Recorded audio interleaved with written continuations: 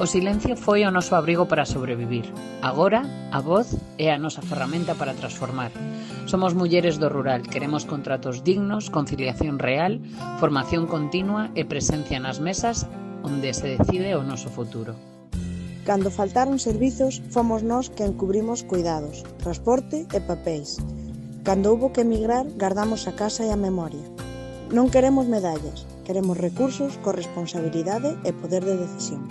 A muller rural fixo de ponte entre xeracións, entre tradición e entre innovación. Sen micrófono e sen foco, agora temos voz, proxectos e liderado. O que antes se calaba, hoxe é proposta e dereito. Durante mucho tiempo nos dijeron que esperáramos, que ayudáramos, que acompañáramos, pero nunca nos contaron que también podíamos liderar, crear y transformar. Hoy sabemos que no necesitamos permiso para brillar, pero cuando una mujer cree en sí misma, se convierte en raíz, en impulso y en cambio. As mans das mulleres rurais sementan vida, colleitan soños e manteñen viva a nosa identidade.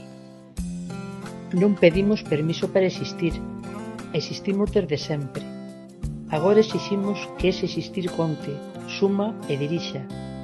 O rural con mulleres visibles é máis xusto, máis próspero e máis libre. Nos bancais, nas adegas, nas granxas e nas feiras. A man das mulleres sostivo a economía da aldea sen titular nin contrato. Abonda xa de chamar a axuda ao que é traballo. Toca dereitos e nome propio. Do prado á escola, do centro de saúde ao concello. Percorremos camiños que deberían estar garantidos. A igualdade no rural tamén é transporte, conectividade, tempo e coidados compartidos. Durante décadas, as mulleres do rural levantaron casas, coidaron maiores, criaron fillos e mantiveron a terra viva en silencio. Ese silencio non era consentimento, era invisibilidade. Hoxe exiximos ser recoñecidas a decidir en voz alta. Criamos vida cando faltaron servizos, sostivemos explotacións cando faltaron mans e abrimos camiño cando faltaron dereitos.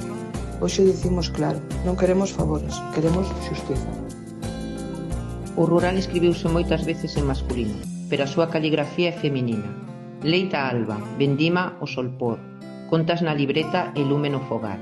Que se saiba, que se pague e que se respecte. A nosa forza non é só resistencia, é coñecemento, organización e futuro. Sen mulleres non hai froito nin territorio posible. O que foi invisible será central. Igualdade real no rural.